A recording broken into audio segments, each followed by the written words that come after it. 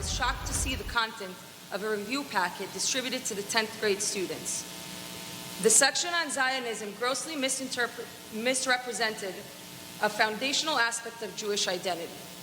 At its core, Zionism is simply the belief that the Jewish people have a right to self-determination and homeland in Israel.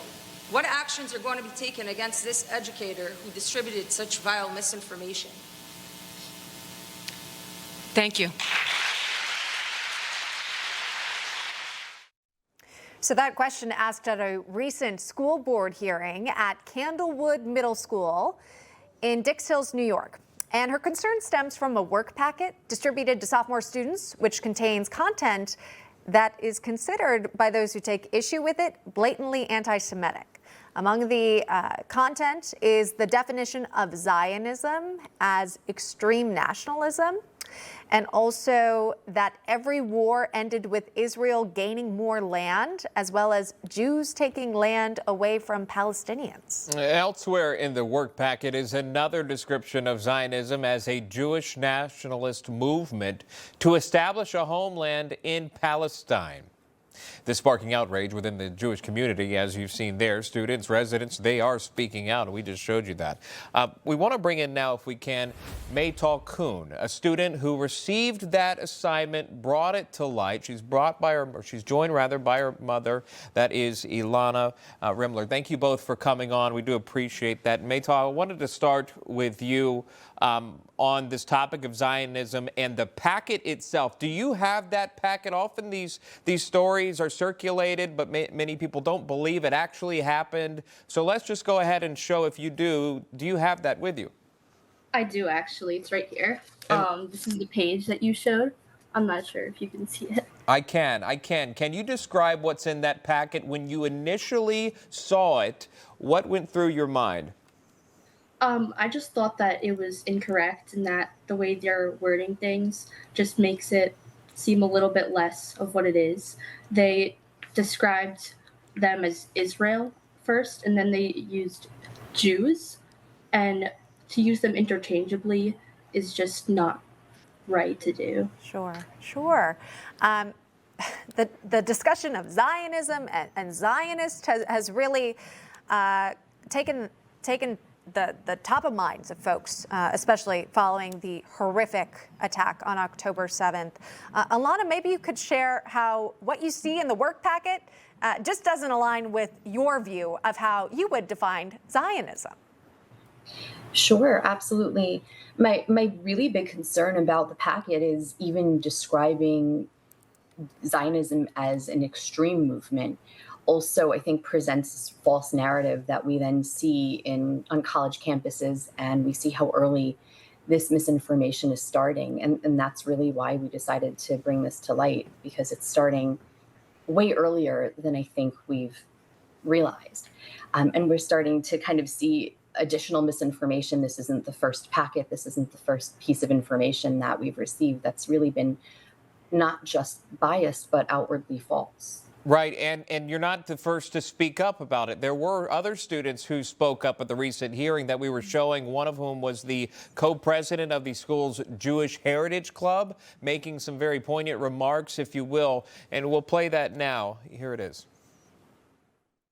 This is not the first time that factually inaccurate information has been distributed. Whether it was intentional or not, the damage it caused is real. As a Jewish student, sitting in a classroom and seeing my people, my history, and my homeland distorted and mocked in an official school handout was heartbreaking. It didn't feel like education, it felt like history being erased. It felt like a warning, you're not safe here. Let me tell you, being a Jewish student in 2025 is already complicated. We face stereotypes, assumptions, increasing hate online, offline, and on college campuses. Maytal, I'm curious if do you know that student that was speaking up about that? Yeah, I did. Did you agree with that person? Are you both on the same page when it comes Yes. to how you feel and growing up? Because it sat with me talking about being a Jewish student in 2025. Can you share what that's like? It's scary, to be honest, because you never know how your teachers feel. You never know how the people around you feel and their opinions or their biases. And yeah, it's just, you never know what people are around you and what their opinions are. Yeah. Yeah, to my knowledge, this is a public school, right, in New York. So you've got taxpayer dollars going to this school. Alana, what happens next? How do you resolve this situation? Was it a specific educator who crafted this work packet? Did administration know that this was sort of the message that was being taught to young students? So from the feedback that we received at the board meeting, it seems as though this is a packet that wasn't necessarily created by the teacher, that this is likely a New York State packet that's created. I believe that a teacher probably just downloaded it online from, they're not reinventing the wheel. They're just using materials that are already out there. And the promise was made that the school would be reviewing curriculum over the summer, but we have heard this promise before. We have brought up issues last year. There were concerns as well. And just completely, not just biased information, but factually incorrect information was being presented to freshmen last year, and we didn't see any real changes in the curriculum this year. Ilana, if I could stay with you, as a mother, we're talking about this work packet. You showed us the work packet for verification. We have the clip of it here again of how Zionism is described there at that school. You brought it to light, and now it's on a national platform. And speaking to Parental about this and how she feels growing up as a Jewish student in 2025, the word that stuck out was, fearful. And as a mother, that must be hard for you because, growing up, years ago, maybe this would have been a different experience for her. But because of what has happened in this day and age, in the past couple of years now, you hear your daughter is fearful. Talk to us about what that is like as a parent. It's so disheartening. And it's terrifying. I have 4 children, one of whom is launching off to college this coming year. It's really scary to send my kids out into this world. I know that there's a lot of misinformation, and I think for a lot of well-intentioned kids who are passionate about social justice issues are just not receiving the correct information. And I'm worried about my children being out there in this world. And the only thing I feel like I can give them is the ability to fight, is the ability to know their own history and to know the facts.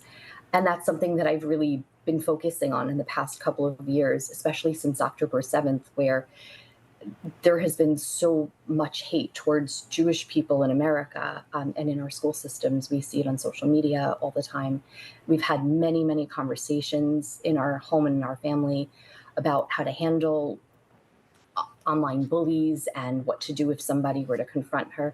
This is not a conversation I ever thought I would have to have as a parent in 2025. Yeah. All right. Thank you for coming on and sharing your story. It's stories like these that we like to showcase on National Report. Of course, we have limited time, so it's great to be able to hear from you. Parental and Ilana, thank you very much for coming on. Thank you. Information. Truth is freedom. Is Newsmax. It's real news for real people.